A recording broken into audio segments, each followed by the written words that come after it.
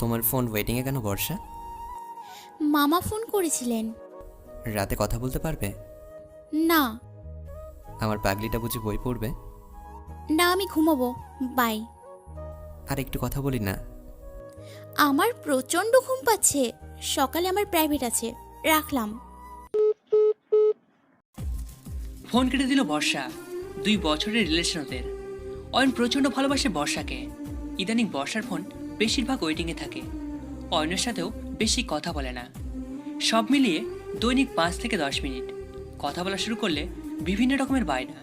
বই পড়বো, ঘুম আসে, মা আসছে, ইত্যাদি ইত্যাদি ইত্যাদি।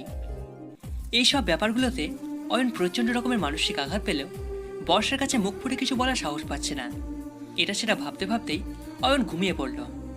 মাঝরাতে হঠাৎ ঘুম ভেঙে গেল। কি মনে যেন বর্ষাকে ফোন করলো অয়ন।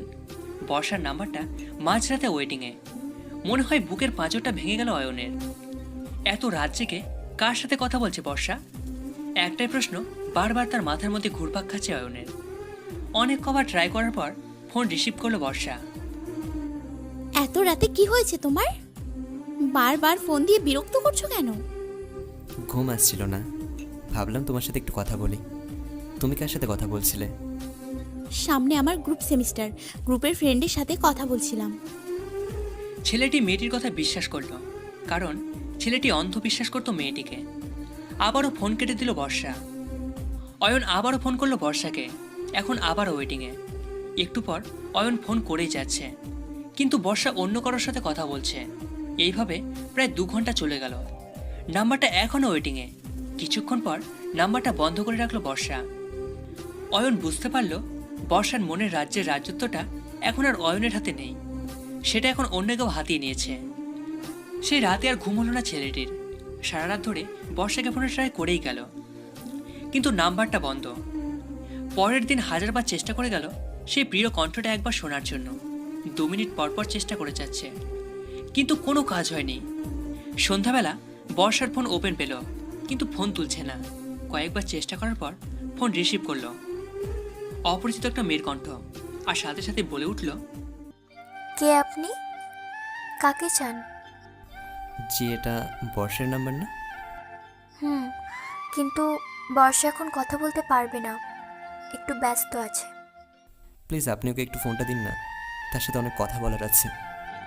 আসলে দেখুন ভাইয়া, বর্ষা আপনার সাথে কথা বলতে চাইছে না, আর আপনাকে ফোন করতে বারণ করেছে।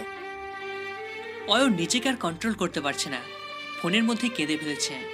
কিছুক্ষণ পর বর্ষা ফোন ধরে। প্লিজ, তুমি এই নাম্বারে আর ফোন করবে না। আমি একটু একা থাকতে চাই, আমাকে মুক্তি দাও। আর তোমার সাথে আমার রিলেশনটা তোমার ফ্যামিলি থেকে মেনে নিলেও আমার ফ্যামিলি থেকে কখনোই মেনে নেবে না।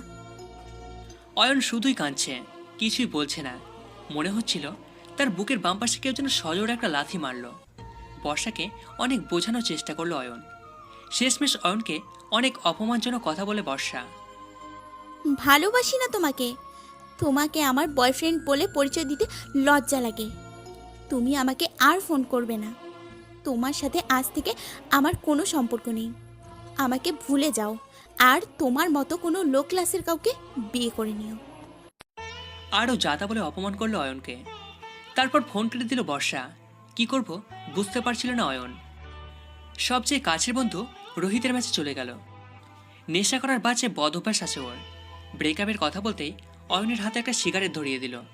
এত কষ্টের মাঝে সিগারেট ভালো লাগলেও কেমন যেন একটা জাদু আছে এতে। তারপর কোনো রকম সান্ত্বনা দিয়ে বাড়ি ফিরে যেতে বলল, আর পকেটে 1 প্যাকেট সিগারেট দিয়ে দিল। বর্ষাকে অনেকবার ফোন করছিল অয়ন, কিন্তু মোবাইলটা বন্ধ। সেদিন রাতে অনেক কান্না করছিল ছেলেটি, আর সিগারেটের প্যাকেটটাও শেষ করেছিল পুরোটাই।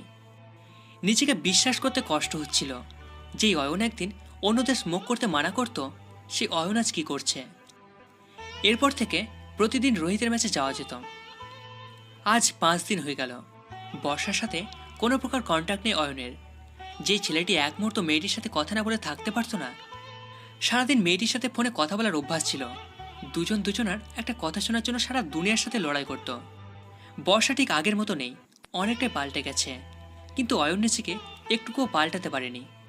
এখন বর্ষার সাথে একটা মুহূর্ত কথা বলার জন্য মন কাঁদে অয়নের। অনেক চেষ্টা করেছে অয়ন বর্ষার কণ্ঠটা একটাবার শোনার জন্য, কিন্তু কোনো লাভ হয়নি। অয়নের ফোন রিসিভ করে না বর্ষা।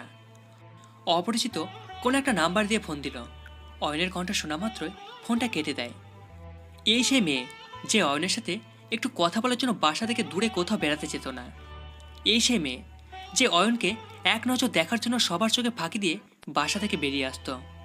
এই সেই মেয়ে যে অয়নকে দিনে 1000বার আই লাভ ইউ জানু বলতো। এই সেই মেয়ে যে অয়নের বিরুদ্ধে কেউ একটা বাজে কথা বলে সহ্য করতো না। রাতে ঘুম না আসা ছেলেটি এক গাদা সিগারেট খেয়ে রাত পার করে দেয়। আস্তে আস্তে বাজে সব কিছু নেশে আসক্ত হয়ে পড়ে অয়ন।